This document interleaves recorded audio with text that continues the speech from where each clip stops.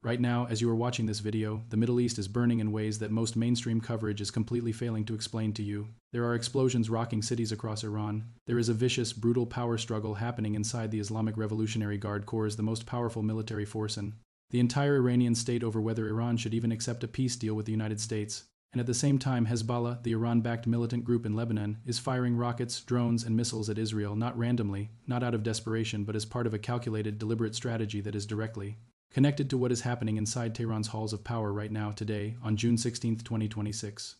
Let me give you the picture nobody is painting for you clearly enough. Just 2 days ago, on June 14, 2026, the United States and Iran announced a memorandum of understanding, a framework deal. Trump went on Truth Social and wrote the words, "The deal with the Islamic Republic of Iran is now complete. Congratulations." To all, markets celebrated, oil prices dropped nearly 5%, the S&P 500 jumped almost 2%, the world exhaled. But here is what nobody is telling you. The deal is not actually complete. The Strait of Hormuz, that critical waterway through which roughly 20% of the world's oil passes, is still closed as of today. The formal signing ceremony is not scheduled until this Friday in Switzerland. The nuclear questions, the sanctions relief, the frozen billions of dollars in Iranian assets, none of that has actually been resolved. What was announced was a beginning, not an end. And inside Iran? Inside the Islamic Revolutionary Guard Corps? Inside the hardline faction of the regime that has spent decades building its power on the foundation of anti-Americanism, on the theology of confrontation, on the revolutionary ideology that says compromise with Washington is betrayal.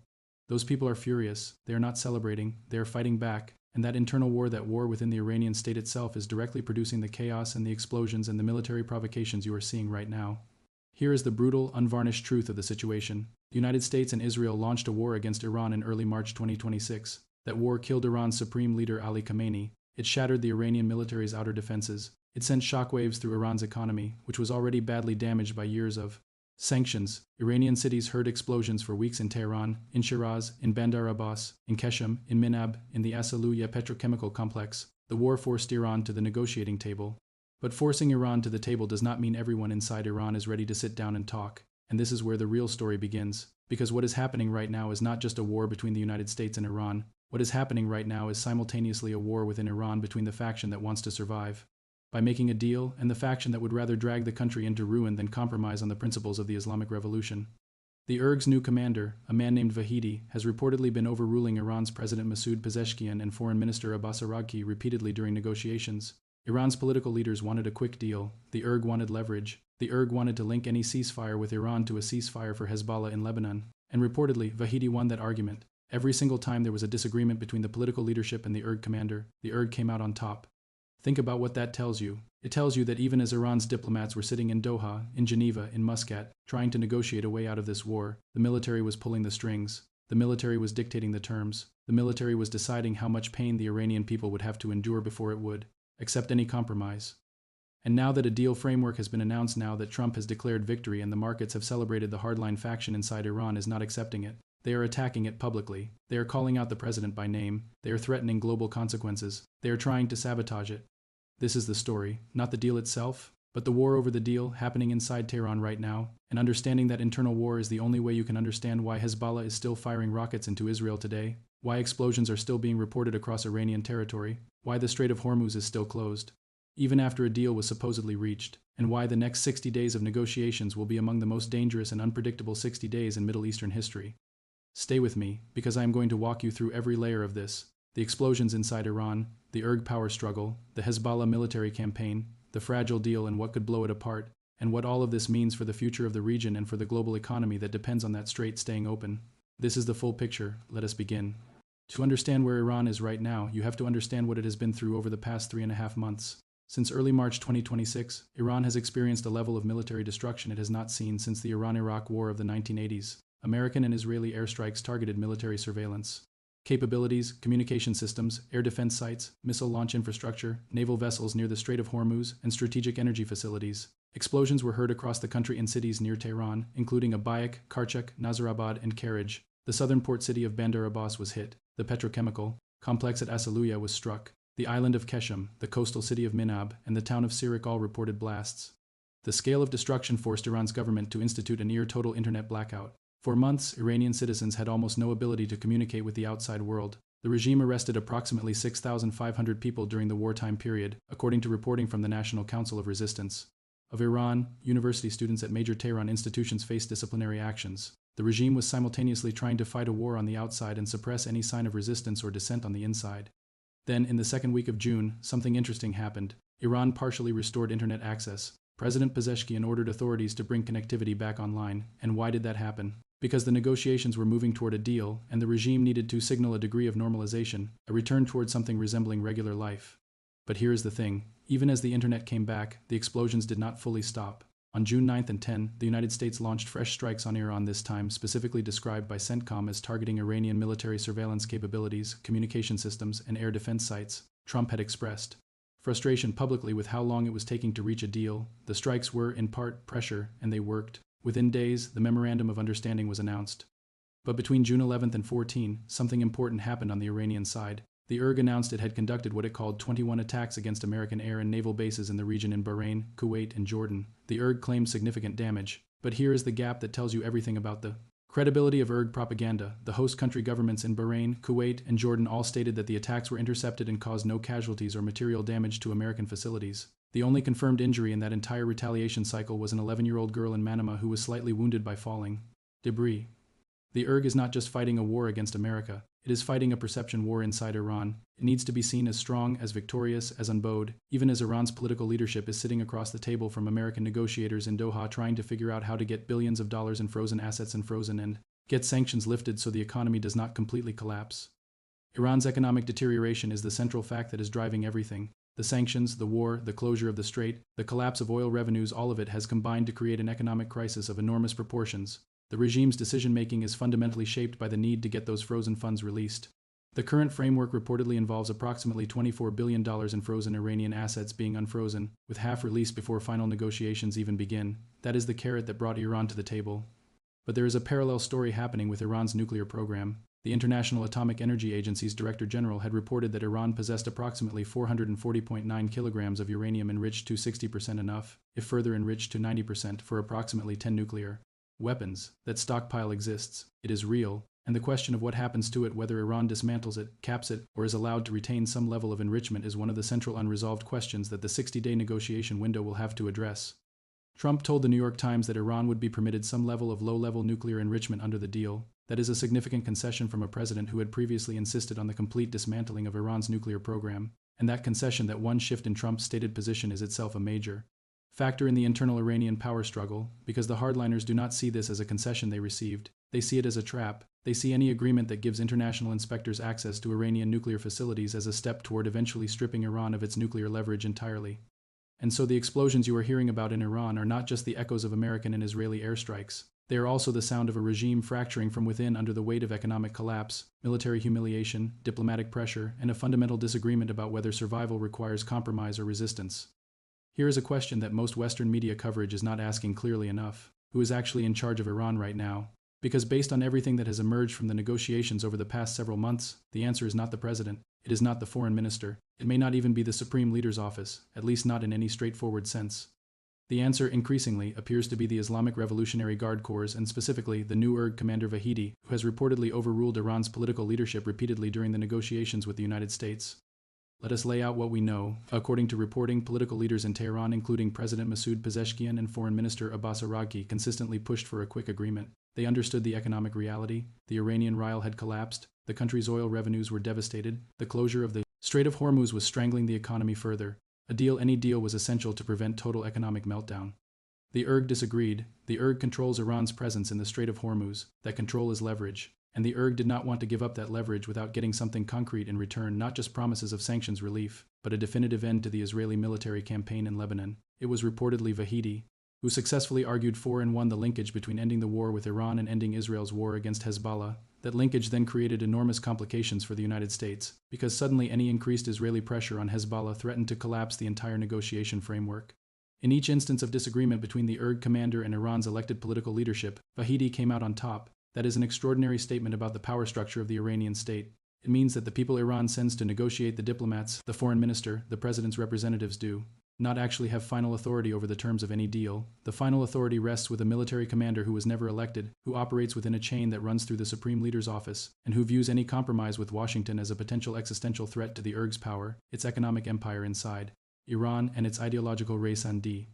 And then there is the hardline faction, which is even more extreme than the IRG mainstream. On June 7, 2026, the hardline No Bunyad newspaper, affiliated with the Paidari faction inside Iran's ruling establishment, published a direct attack on President Pezeshkian for allegedly ignoring guidance from Mojtaba Khamenei, the supreme leader's son, who is widely considered a possible successor to his father. The paper accused Pezeshkian of stoking domestic divisions and of disrespecting the supreme leader's guidance during wartime.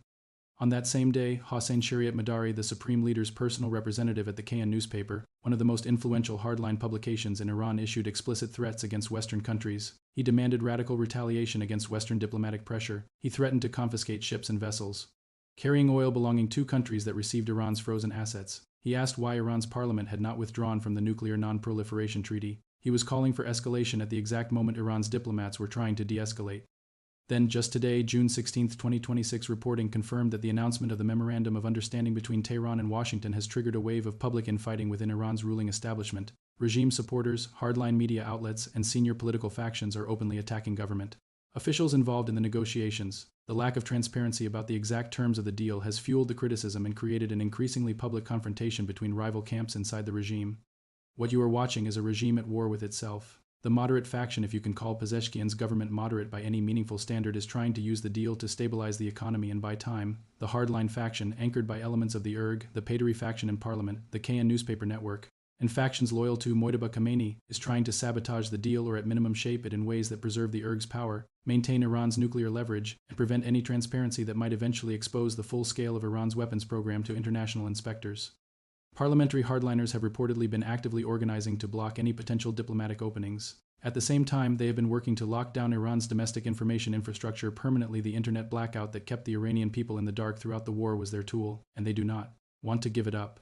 This internal war matters enormously for what happens next. The formal signing ceremony in Switzerland on Friday is not the end of anything. It is the beginning of 60 days of negotiations over the hardest issues: Iran's nuclear weapons development, remaining sanctions, IAEA access. And those 60 days will happen while this internal Iranian power struggle continues raging. Every hardline faction that wants to blow up the deal has 60 days to maneuver. Every IRG commander who sees the deal as a threat to his power has 60 days to find ways to create provocations that could collapse the framework. That is the window we are in right now.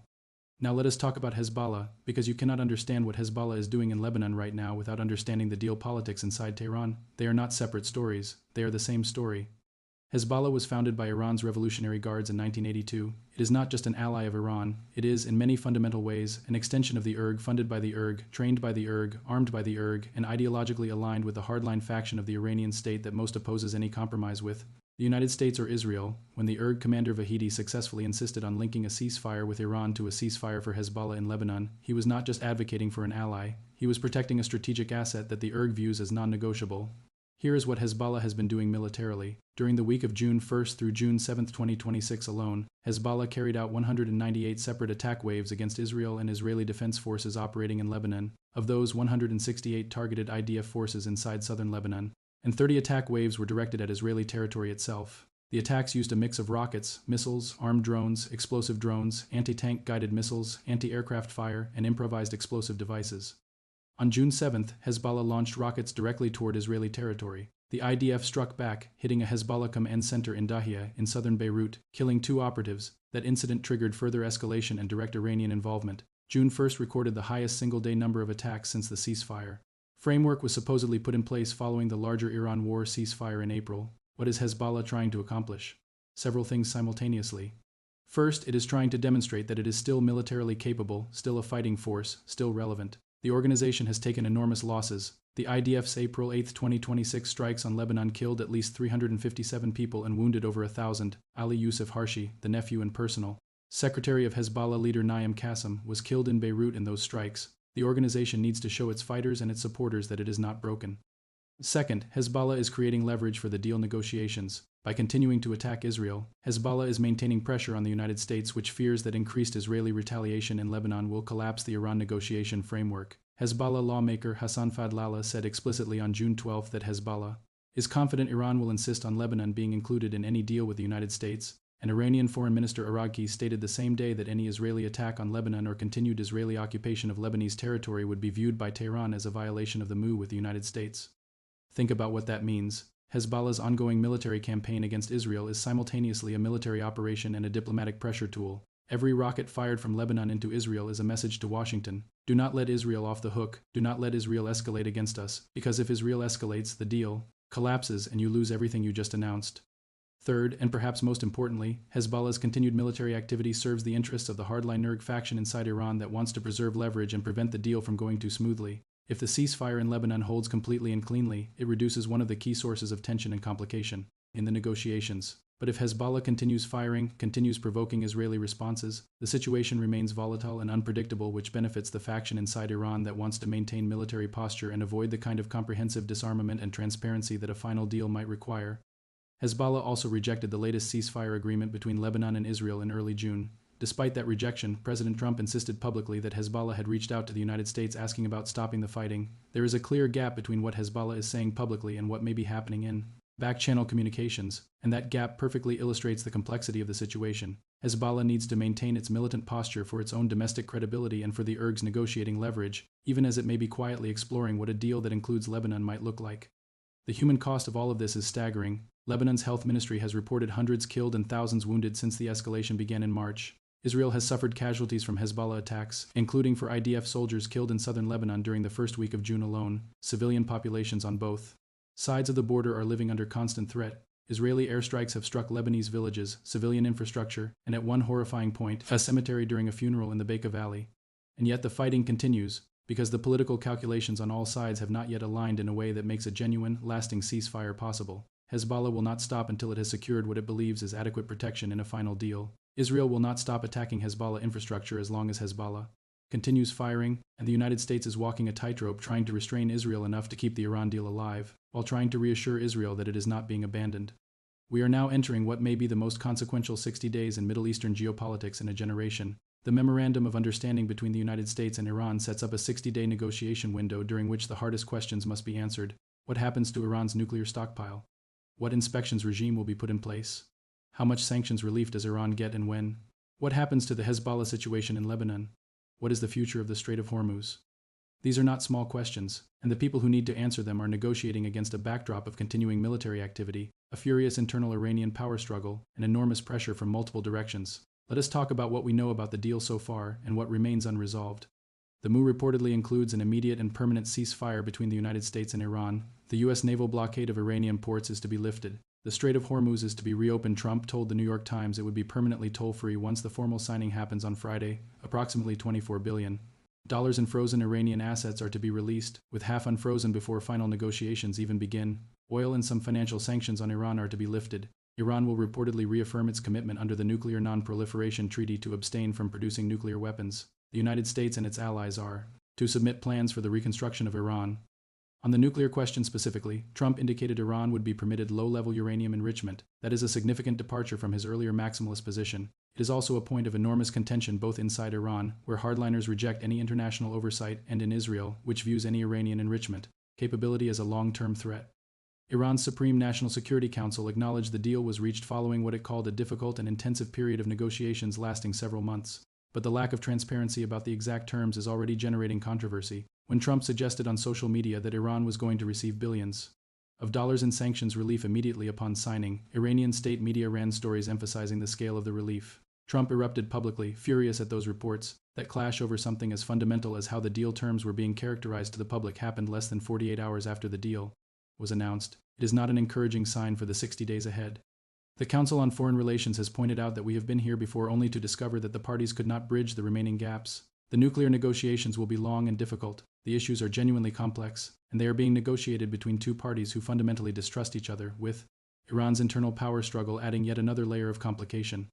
Here is what could go wrong. The hardline faction inside Iran could manufacture a crisis. The IRG could conduct a provocation, a missile test, a seizure of a vessel in the Gulf, a Hezbollah escalation in Lebanon that creates political cover for the hardliners to declare that the deal is dead, that America cannot be trusted, that resistance is the only option. Trump, who has shown he will respond to provocations with military force, could react in a way that collapses the framework. Israel, which has significant concerns about any deal that leaves Iran with a nuclear program, could escalate in Lebanon in a way that triggers the clause in which IRGC said Iranian would consider Israeli attacks a violation of the MOU. Here is what could go right. The economic pressure on Iran is so severe that the regime ultimately has no choice but to make a deal work. The frozen assets, the sanctions relief, the prospect of reconstruction investment, these are real incentives for the faction of the Iranian leadership that understands the country cannot survive economically on its current trajectory. If the pragmatic faction can maintain enough control over the process to keep the hardliners from blowing it up, there is a genuine path to a broader agreement.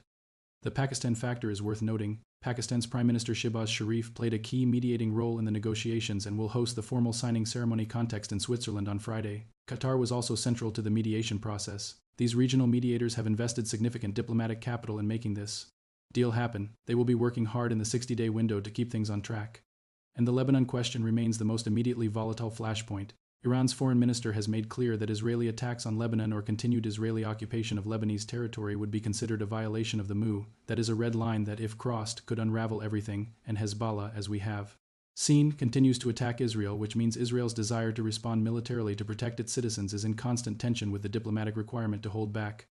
The world is watching what happens on Friday in Switzerland. The world is watching whether the Strait of Hormuz actually reopens. The world is watching whether the IAEA can get the access it needs to understand Iran's nuclear program, and the world is watching whether the hardline faction inside Iran, the people who would rather see their country burn than compromise on the ideology of the Islamic Revolution, can be contained long enough for a real deal to take shape. The explosions you heard across Iran over the past 3 months were not just the sounds of war. They were the sounds of an old order being forced to reckon with its own unsustainability. Whether what emerges from that reckoning is a new stability or a deeper chaos depends on the next 60 days, and based on everything we know about the forces at play, the IRG power struggle, the Hezbollah military calculus, the hardline faction's determination to sabotage any compromise, those 60 days will be anything but smooth.